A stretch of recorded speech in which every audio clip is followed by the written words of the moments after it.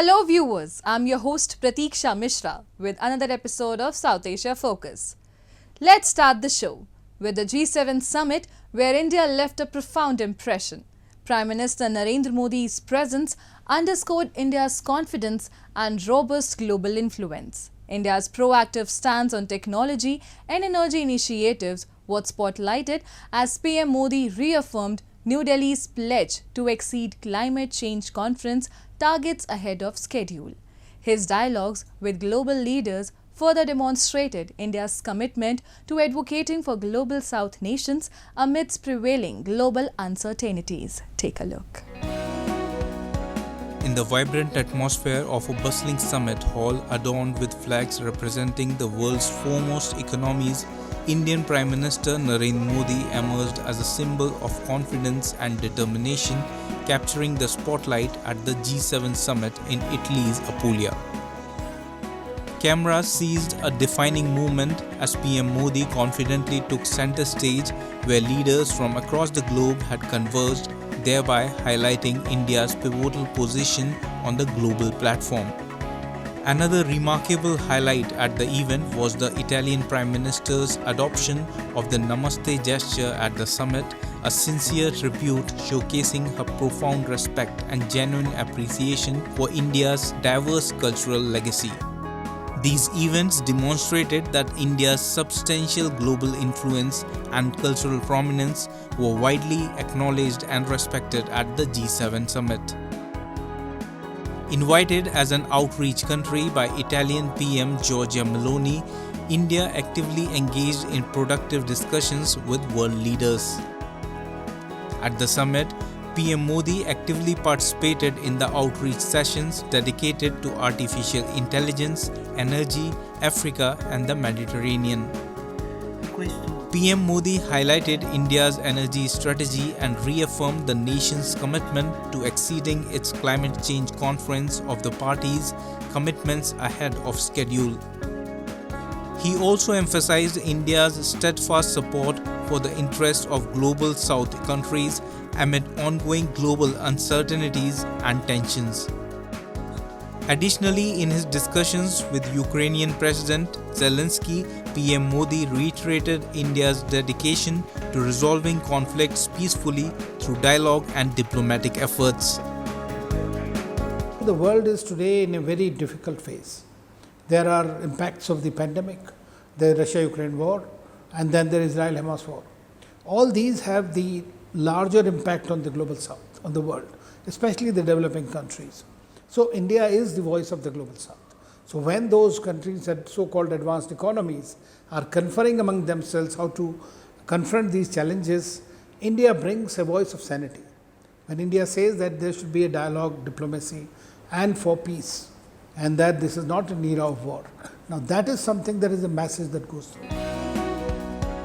At the summit, PM Modi emphasized India's proactive stance in international diplomacy with the goal of tackling global challenges and advancing peace and prosperity worldwide.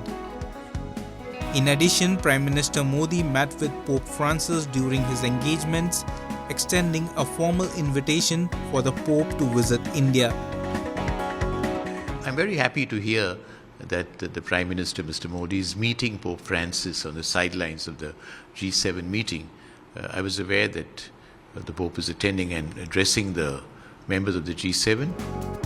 The meeting not only highlighted the diplomatic relations between India and the Vatican, but also emphasized their shared commitment to advancing peace, justice, and humanitarian causes globally.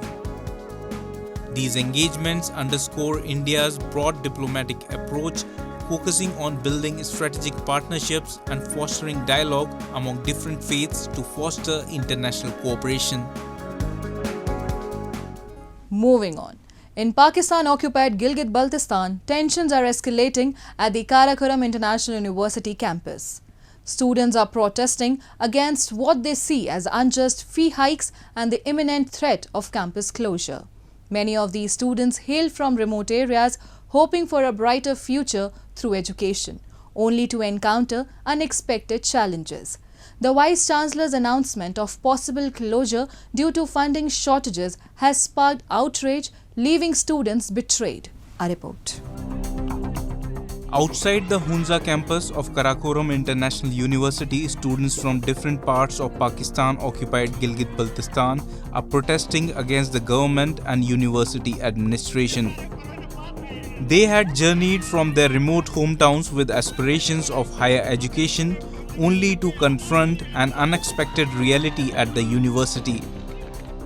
Fees were hiked arbitrarily without justification, and students found themselves subjected to unexplained harassment.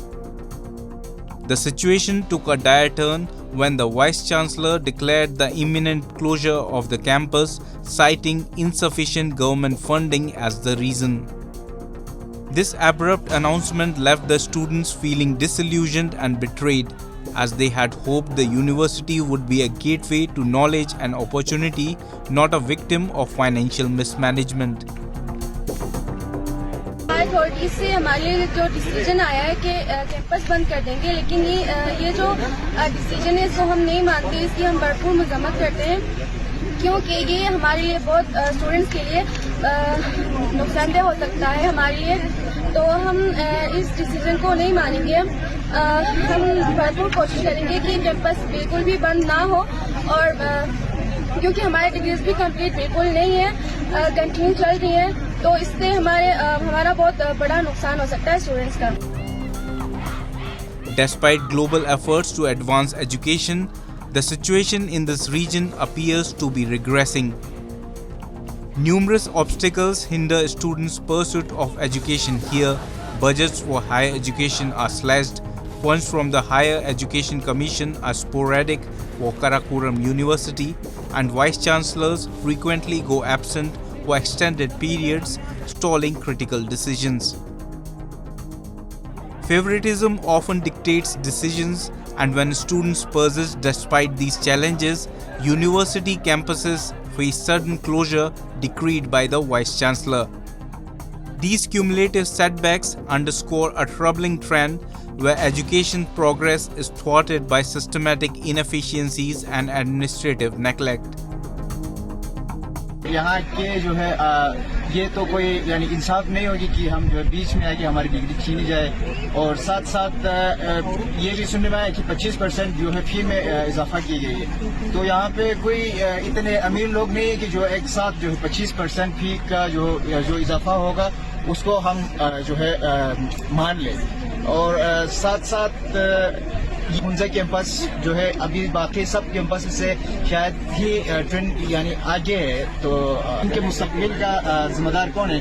HEC से हम ये request करते हैं कि आप जो है अपने जो फैसला है उसको जल्द अज जल्द वापस लें। तो ये इतनी बात नहीं है कि आप 700 स्टूडेंट्स और तकरीबन 27 प्लस जो है फैकल्टी उनको जो है आप रोडों पे ख्वार किए।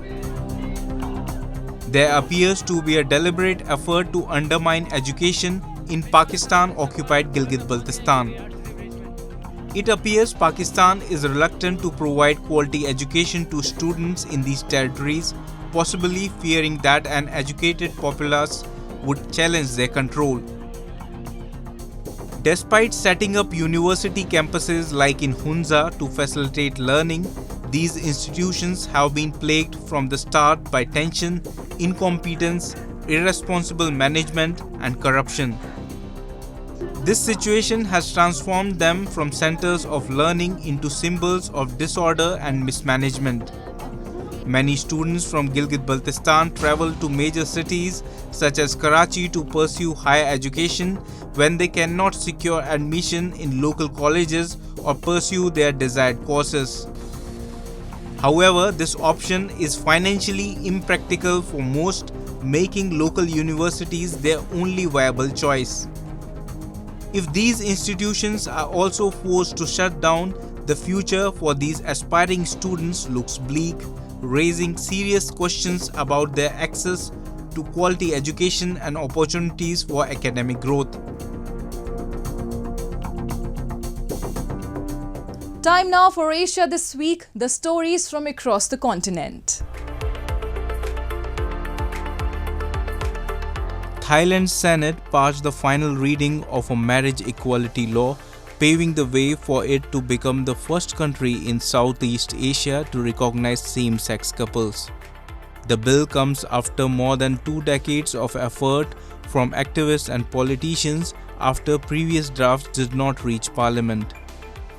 With the support of nearly all lawmakers in the upper house, the law next needs royal approval.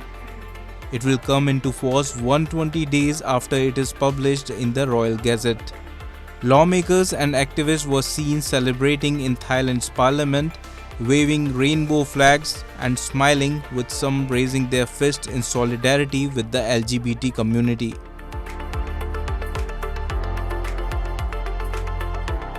The Pacific Fleet of the Russian Navy is holding exercises in the waters of the Pacific Ocean, the Sea of Japan, and the Sea of Okhotsk. The Russian Defense Ministry recently published video of naval vessels, including a submarine, leaving port in Vladivostok in Russia's far east and heading out to the open sea. The drills involve about 40 ships, boats and support vessels, around 20 naval aircrafts and helicopters.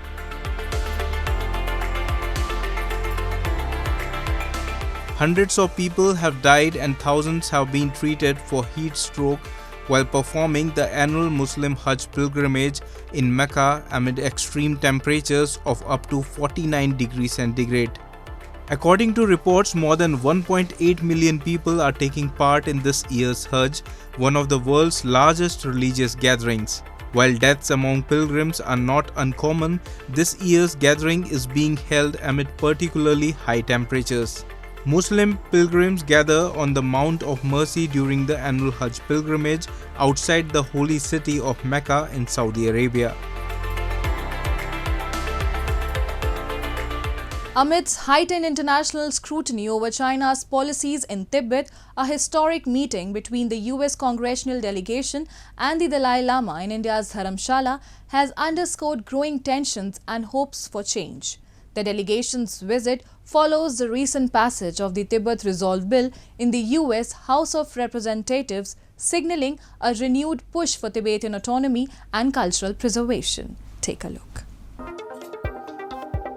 A delegation from the US Congress held a historic meeting with the Dalai Lama amidst heightened international scrutiny over China's policies in Tibet. The meeting, which took place at the Dalai Lama's residence in India's Dharamshala, came in the wake of the recent passage of the Tibet Resolve Bill in the US House of Representatives. Michael McCall, a Republican from Texas, is the main sponsor of the Tibet Resolve Bill, which addresses the China-Tibet issues and resolves the dispute over the status and governance of Tibet. During the meeting, McCall reiterated his firm stance on democracy, delivering a poignant statement capturing the essence of their discussions.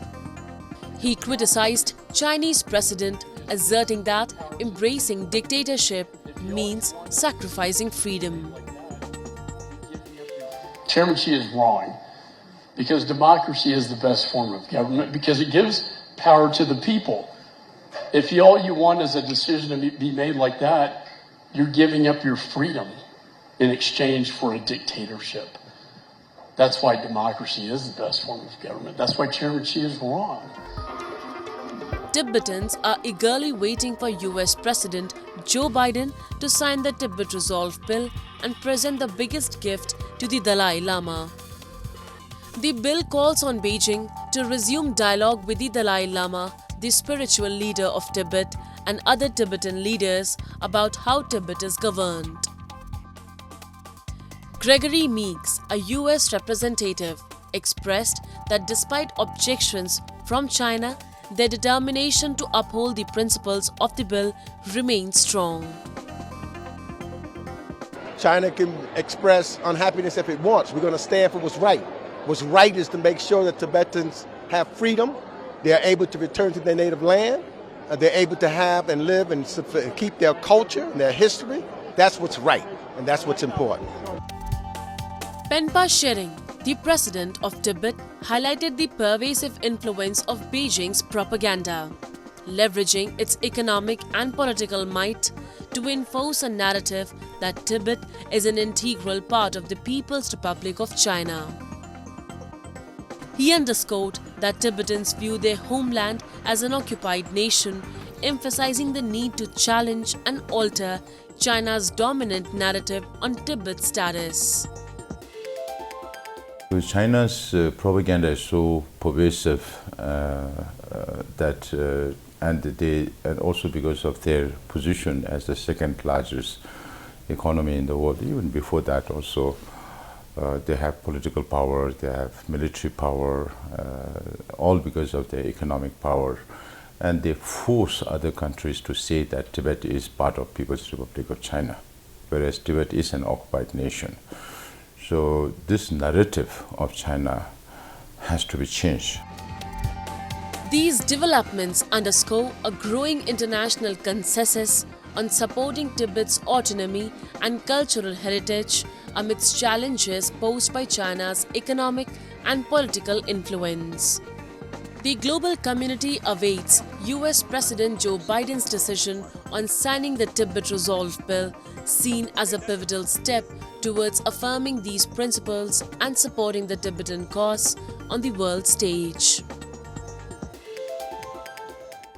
India is illuminated with the essence of yoga as millions across the nation join hands, minds and spirit to celebrate the International Day of Yoga.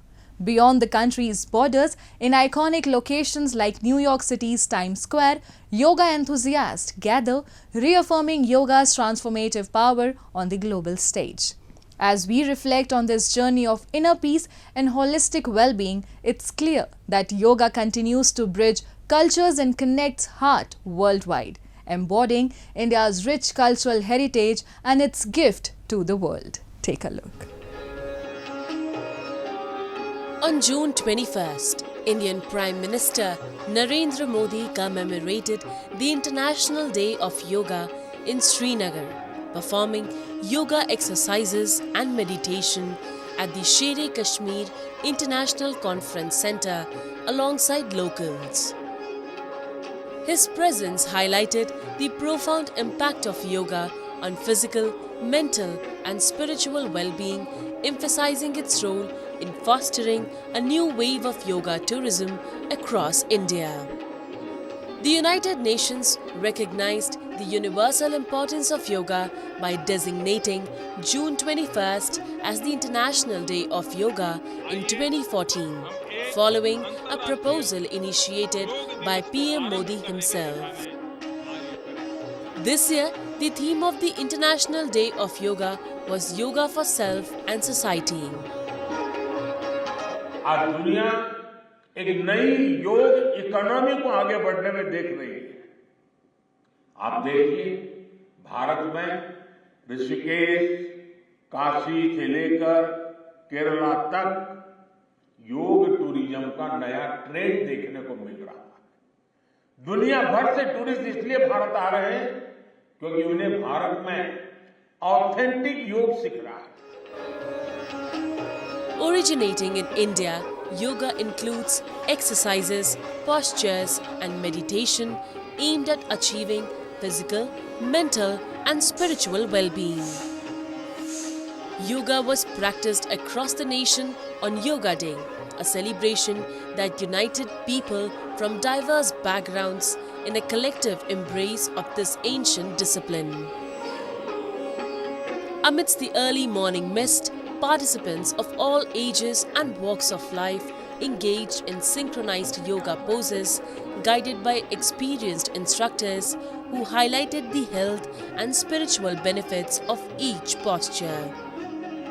On the day, the atmosphere buzzed with energy and devotion as people breathed in unison, fostering a sense of unity and harmony among the diverse crowd. Meanwhile, globally, Yoga Day was embraced as an opportunity to embrace yoga's timeless wisdom and health benefits. In New Delhi, diplomats from various countries participated in yoga sessions highlighting the international appeal and universal significance of yoga. fantastic to be here in Delhi, actually able to practice yoga on International Yoga Day with Dr. Nishant Shankar. I mean, both myself and my deputy are regular yoga practices, and so actually to be here with all the diplomatic corps was fantastic. I think it really is India's gift. In New York City's Times Square on the eve of International Yoga Day, amidst the city's vibrant hustle and bustle, yogis from around the world converged on the summer solstice. It was about maybe 3 years ago, right when COVID was starting to cool down, and every year I would come to New York. And I came here just on the summer solstice, and I saw this yoga, and I got so excited about it. I've been doing it ever since. As India and the world embraced Yoga Day, the event served as a powerful reminder of yoga's timeless wisdom and its transformative potential for individuals and societies alike. From the tranquil settings of Srinagar to the bustling streets of New York, yoga continues to unite people globally, fostering a deep connection to inner peace and holistic well-being.